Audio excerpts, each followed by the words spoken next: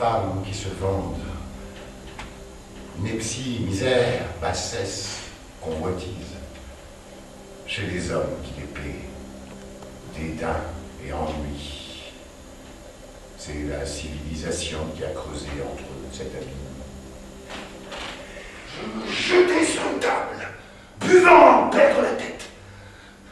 Je prenais des chevaux de poste au milieu de la nuit, et j'allais déjeuner à 10 ou 12 lieues dans la campagne, en revenant au bain, de là à table, de là au jeu, de là au lit. Les douleurs passagères blasphèment et accusent le ciel. Les grandes douleurs n'accusent ni ne blasphèment, elles écoutent. Elle s'appelle Madame Brigitte Pierson. Est-elle seule, comme ça, comme maintenant? Est-elle plutôt mariée? Elle est veuve? Elle est veuve. Et la grille du jardin était entrouverte. Je me levai et j'y entrais. Je marchais comme un somnambule. Tout à coup, je la vis paraître sur la porte de l'escalier. Elle partait. Je vous aime, mais je ne vous ai point offensé. Rien n'est donc changé pour ce qui vous regarde, puisque vous ne m'aimez pas.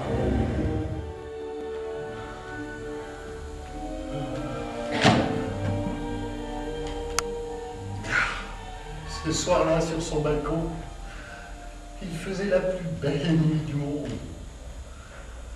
Pas un souffle de vent n'agitait les arbres. J'étais l'amant de Madame Pierson. Brigitte me regardait. Il y avait dans ses beaux yeux une inquiétude étrange, comme si j'eusse été malade.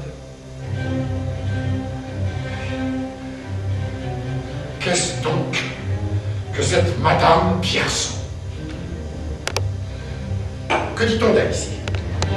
Qu'en pense-t-on dans le village? Quelle vie menait-elle avant que je la connusse? Y a-t-il longtemps que le mari de Madame Pierson est mort? Et ce monsieur de Galas, dit-on qu'il lui fait la cour? Que dit-on? On l'a dit. On l'a dit ou on l'a pas dit? On n'en sait rien, on n'a rien vu. Mais je croyais qu'on ne parlait pas d'elle dans le pays. Enfin, le dit-on? Oui ou non?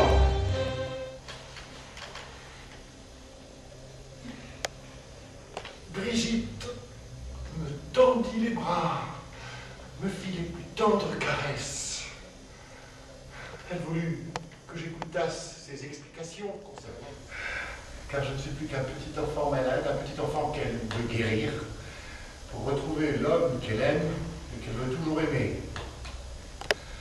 Que Dieu lui donne cette force. Les jours s'écoulaient et mon mal empirait sans cesse. Mes accès de méchanceté et d'ironie prenaient un caractère sombre et intraitable. J'avais au milieu de mes folies de véritables accès de fièvre qui me frappaient comme des coups de foudre. Je me réveillais en tremblant, tous mes membres, j'étais couvert de sueur froide. Non, il n'était plus question que de rêves d'amour, que de promesses de s'aimer à tout jamais. Je voulais enfin pour tout de bon faire oublier à ma chère maîtresse tous les maux qu'elle avait souffert. Non seulement Brigitte me pardonnait, mais elle s'apprêtait à me faire le plus grand des sacrifices, à tout quitter pour me suivre. Lorsqu'un jeune homme se présenta chez nous, le jeune homme qui apportait des lettres à Brigitte s'appelait Smith. Il venait presque tous les jours. Brigitte le connaissait depuis son enfance. Quoique sa présence dans la maison eût été la cause de tout le mal, la manière dont il parlait de notre voyage, sa bonne foi, sa simplicité, me rassuraient sur lui. C'était un noble caractère. Mais malgré tout, et en dépit de ses efforts même, il était triste. Mais triste. Oui, je suis là. Chantez, chantez, ma chère, je vous en supplie. Que j'entende encore votre voix.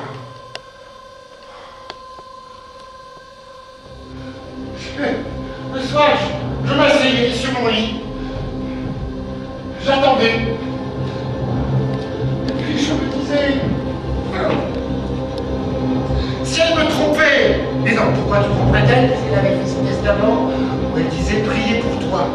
Smith, l'aimer, fou, que t'importe, puisque tu sais que c'est toi qu'elle aime. Et si elle a pour être triste, chut, c'est son secret, respecte-le.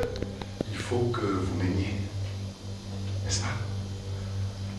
Alors il faut aussi me répondre. Je ne partirai pas d'ici que je ne sache quel est ce mystère qui me torture depuis des mois. Vous parlerez, ou je vous quitte. Votre grande arme est le silence. Vous ne voulez qu'être insulté, c'est ça? Luttez avec mon cœur. Ne luttez pas avec ma tête, elle est plus dure que le fer, elle en sait aussi long que vous. Oui ou non, voulez-vous répondre?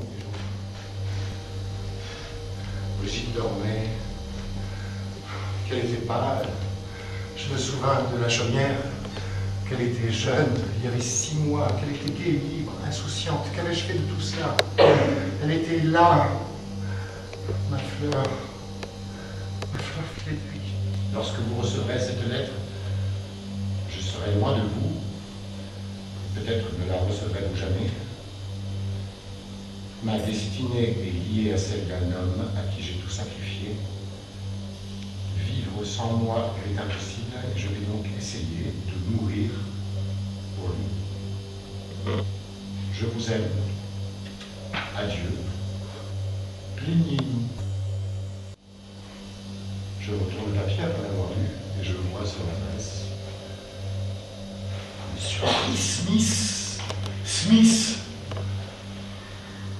A.N. Poste restante.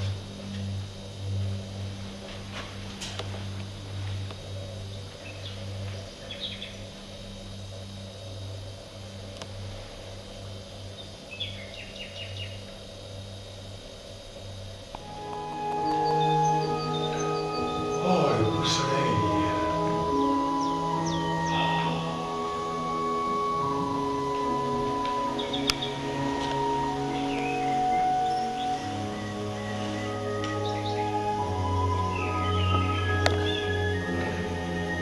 Quoi?